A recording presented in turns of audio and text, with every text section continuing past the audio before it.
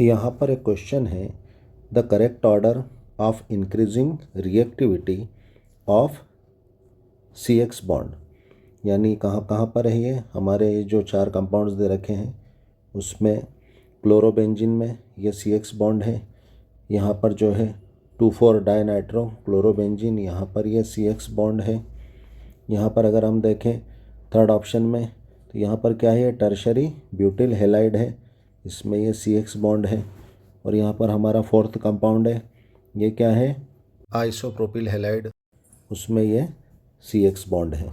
इन CX bonds की reactivity का increasing order हमें न्यूक्लियोफाइल के प्रति बताना है, towards nucleophile in the following compounds. यानी इन चारों कंपाउंड्स में जो CX बॉन्ड की रिएक्टिविटी है वो न्यूक्लियोफाइल के अगेंस्ट सबसे अच्छी किसकी है और सबसे बुरी किसके लिए है। तो यहाँ पर आंसर होगा ए, यानी सबसे अच्छी रिएक्टिविटी CX बॉन्ड की न्यूक्लियोफाइल के अगेंस्ट किसकी होगी, थर्ड कंपाउंड की, उससे कम होगी फोर्थ कंपाउंड में, उससे कम सेकंड कंपाउंड में, और सबसे कम रिएक्टिविटी जो है CX बॉन्ड की न्यूक्लियोफाइल के प्रति होगी वो फर्स्ट कंपाउंड में होगी। ये किस तरह से होगा, आइए हम देखते हैं। हम जानते हैं कि हमारा जो न्यूक्लियोफाइल होता है उसके पास क्या होते हैं, इलेक्ट्रॉन्स होते हैं, यानी इलेक्ट्रॉन्स अबंडेंट होता है, यानी कम से कम उसके पास एक लोन पेयर तो होता है न्यूक्लियोफाइल के पास। और ये न्यूक्लियोफाइल कंपाउंड में ऐसी जगह पर अटैक करता है या ऐसे कार्बन पर अटैक करता है जहाँ पर इलेक्ट्रॉन्स की कमी होती है ना, ऐसा कार्बन जो इलेक्ट्रॉन डेफिशिएंट होता है या जिस पर पॉजिटिव चार्ज हो, तो ये वहाँ पर अटैक करके अपने इलेक्ट्रॉन्स को उस कार्बन को दे देता है। और वहाँ उस कार्बन पर पहले से मौजूद जो न्यूक्लियोफाइल है उसको ये न्यूक्लियोफाइल क्या करता है, रिप्लेस कर देता है, सब्स्टिट्यूट कर देता है और स्वयं वहाँ पर जाकर जुड़ जाता है। इसीलिए इस रिएक्शन को क्या कहते हैं, nucleophilic substitution reaction, SN reaction कहते हैं। और हम जानते हैं ये न्यूक्लियोफाइल कोई भी नेगेटिव चार्ज रखने वाला ग्रुप हो सकता है, जैसे हाइड्रोक्साइड ग्रुप हो गया, या कोई भी हेलोजन हो सकता है, या लोन पेयर या नेगेटिव चार्ज रखने वाला कोई भी अन्य ग्रुप हो सकता है। तो यहाँ पर अगर हम हमारे चारों कंपाउंड्स में देखें तो ये थर्ड और फोर्थ जो कंपाउंड है ये क्या है, एल्किल हैलाइड कंपाउंड्स हैं।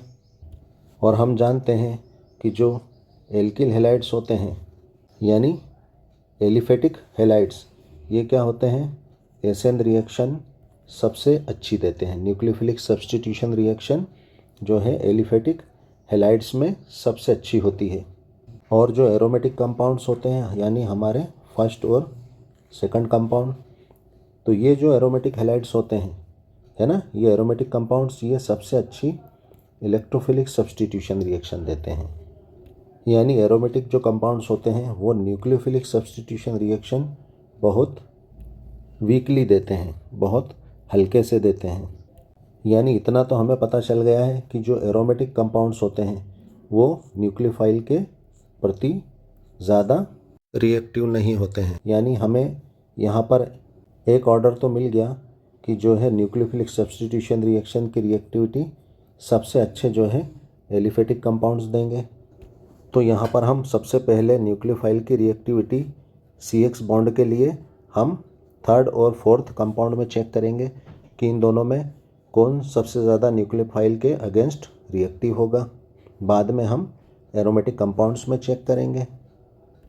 हम जानते हैं कि जो एल्किल कंपाउंड्स हैं इनकी रिएक्टिविटी इनके कार्बोकेटाइन की स्टेबिलिटी के बेसिस पर देखी जाती है, यानी जिसका कार्बोकेटाइन जितना ज़्यादा स्टेबल होगा वो उतनी फास्ट रिएक्शन देता है।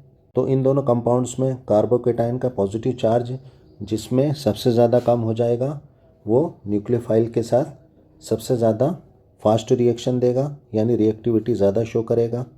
तो यहाँ पर अगर हम थर्ड कंपाउंड में यानी टर्शरी ब्यूटिल हैलाइड में अगर हम देखें तो यहाँ पर 3 मेथिल ग्रुप है।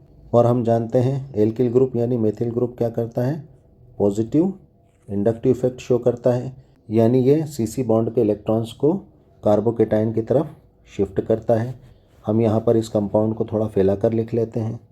तो इस कंपाउंड को कार्बोकेटाइन बनाने के लिए हमें क्या करना पड़ेगा, CH बॉन्ड में हेटेरोलाइटिक डिसोसिएशन करना पड़ेगा। यानी यहाँ पर इस बॉन्ड को हमें यहाँ से कार्बन की तरफ से तोड़ना पड़ेगा और हाइड्रोजन को X नेगेटिव की तरह बाहर करना होगा। तो यहाँ पर क्या बन जाएगा, कार्बन पे पॉजिटिव चार्ज आ जाएगा, ये कार्बोकेटाइन बन गया। अब जैसा कि हमने बताया था कि CH3 क्या शो करता है, पॉजिटिव इंडक्टिव इफेक्ट, यानी इलेक्ट्रॉन रिपीलिंग ग्रुप है, ये इलेक्ट्रॉन डोनेटिंग ग्रुप है। तो ये क्या करेगा, तीनों तरफ से इस बॉन्ड के इलेक्ट्रॉन को कार्बन की तरफ शिफ्ट करेगा। तो ये क्या होगा, कार्बोकेटाइन का पॉजिटिव चार्ज कम हो जाएगा और इसकी स्टेबिलिटी बढ़ जाएगी।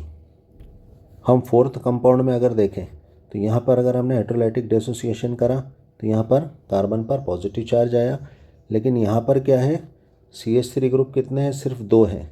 यानी यहाँ पर पॉजिटिव इंडक्टिव इफेक्ट शो करने वाले ग्रुप सिर्फ 2 हैं।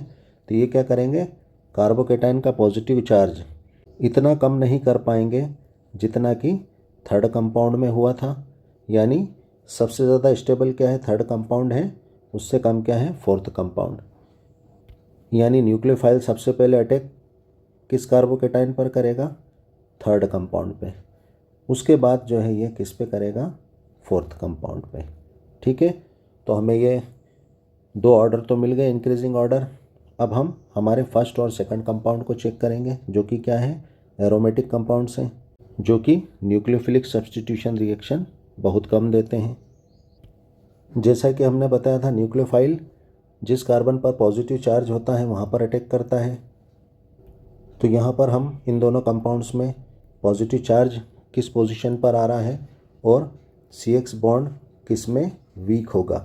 जिसमें CX बॉन्ड वीक होगा वो CX बॉन्ड जल्दी से ब्रेक होकर और जो है न्यूक्लियोफाइल को जुड़ने के लिए जगह दे देगा और खुद टूटकर अलग निकल जाएगा।